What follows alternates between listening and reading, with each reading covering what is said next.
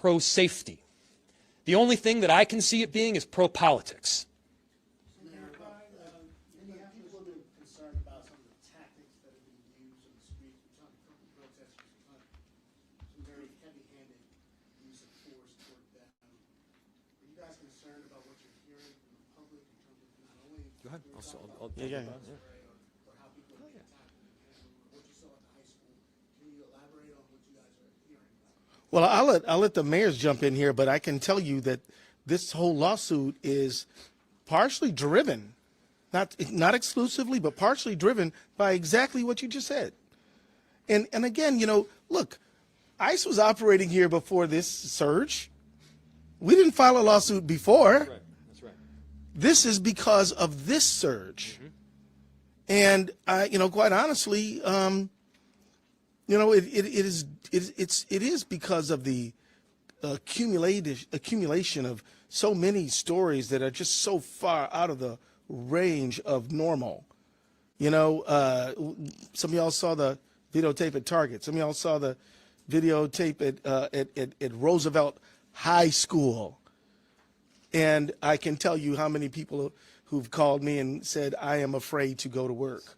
And I'm not talking about people who are non-citizens. I'm saying citizens. Because when a woman like Renee Good gets shot down, then everybody, citizens, non-citizens, are terrified. And I'll leave it to the mayors to fill in there. I will say that the question is if we're hearing about it. We are absolutely. I mean, I think that we are really lucky here in our state, and specifically Minnesota, St. Paul, Minneapolis, is that we have a strong network of community organizers who've been working together.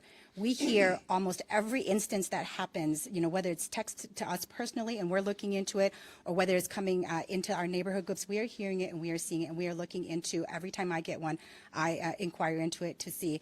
But I think that what's more important in all of this is that it's not just the tactics that are being used. It's the attack on the American people who are citizens. I wasn't born here. I'm carrying my ID with me. I'm carrying my passport card and my ID with me all the time because I don't know when I'm going to be detained, when I'm going to be approached. The fact is that it doesn't have to, the tactics doesn't even at this point really matter, right? It's the fact that we are being attacked as American citizens right now, and we are hearing of it, and we are inquiring into it every single time we get something sent to us.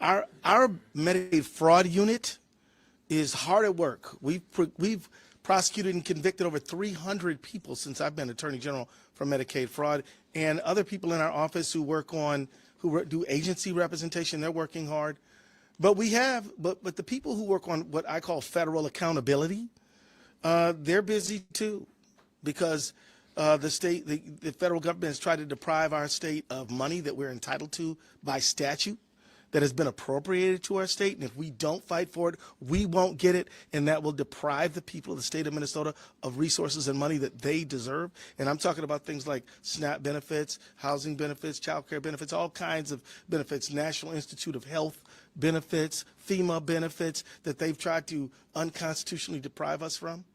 So do we have resource pressure? Yeah, my folks are working really hard, harder than they should have to. But we can walk and chew gum, and we're fighting fraud every single day. And let me just say this about fraud. Anybody who steals from a program designed to help poor people is no friend of mine. Right. And I'm all good to hold them accountable. And, the federal government, they're doing all this stuff that we don't need them to do. I wish they'd do some more things we do need them to do. Now, I'm not talking about local federal officials. They're doing their job. We worked with the U.S. Attorney's Office and the FBI to fight fraud, and I'm very glad with their partnership. What I'm referring to is the substance of this lawsuit right now. This is not what we need. We don't need this, but we need all the help we can get to help make sure that every dollar that the generous people of Minnesota devote to helping others gets to those others. Just one more, if I may. If the courts do rule in your favor here, are you confident that DHS and the federal government will abide by the judge's orders? And what would be the next? Yes, I am. No, I believe that they will abide by the orders because I believe that anybody who stands below an American flag, lifts up their hand and swears an oath to support and defend the Constitution of the United States will abide by the lawful orders of a court. And if they don't, I want everybody in this room to know that they are the ones who are expressing contempt for the rule of law. Now, having said that, you asked the what if question. Well, you know, there are ample ways to make a miscreant violator of a court order obey that court order. One of them is a contempt of court, but let's not jump there. Let's expect good conduct and obedience to law, and that's what we expect. That's what we expect we're going to get. And I think there's a possibility that Mayor Frey wanted to talk a little bit more about what your citizens are going through, or maybe you covered that already. I can add on. Yeah, but I just think yeah. Well, you want to go for it? Just in general. Yeah, just like what people are dealing with, man. Yeah. I mean, we don't use the word invasion lightly. What we are seeing is thousands, plural, thousands of federal agents coming into our city. And yeah, they're having a tremendous impact on day-to-day life. And it's a negative one. And whether that's kids that are trying to get to school or businesses that are trying to open, that's police officers that are responding to 911 calls. It's just about being able to conduct daily life right here in our city. And look, this is not about fraud. When you have a fraudster, you investigate, you charge, you prosecute, you hold the person accountable, and then they get put in jail as an individual. They get put in jail as an individual. You do not hold an entire community or an entire city accountable for the actions of the fraudsters. That's not a novel concept. That's just the way this works in American society, and we should be abiding by that.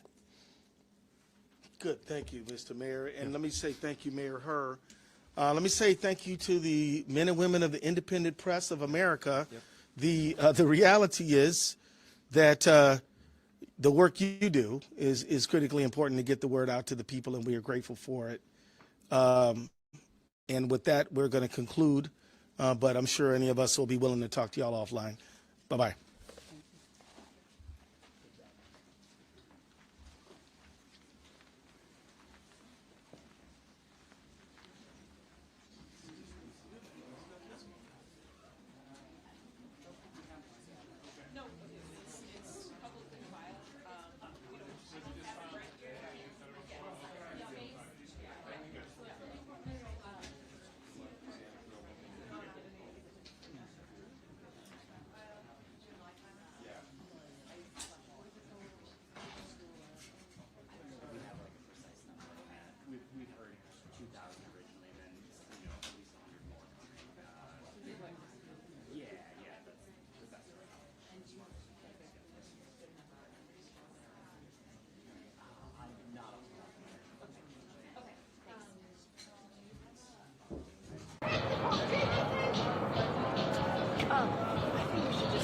Oh, okay. Is that okay? So we can show the... I thought you can go a little bit back, but it's fine. Is it okay to stay here?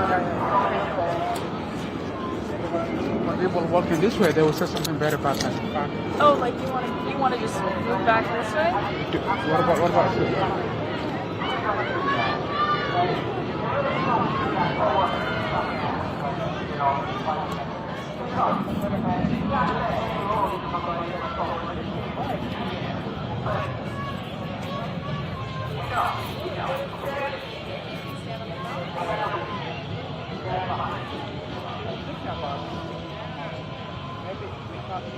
We don't have to anyway when we're talking about life.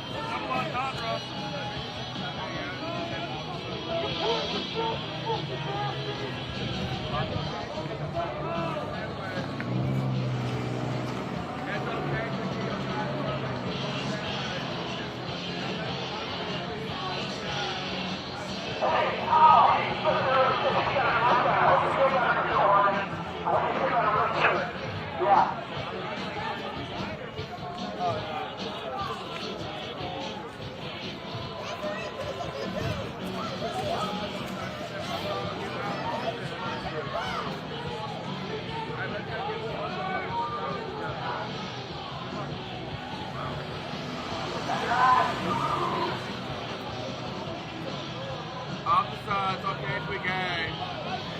I bet you get a hand toss in the back seat of your truck. See your fucking hotel room.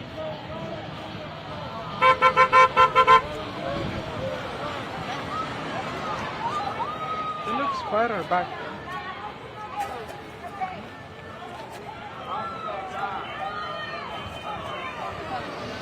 Quieter.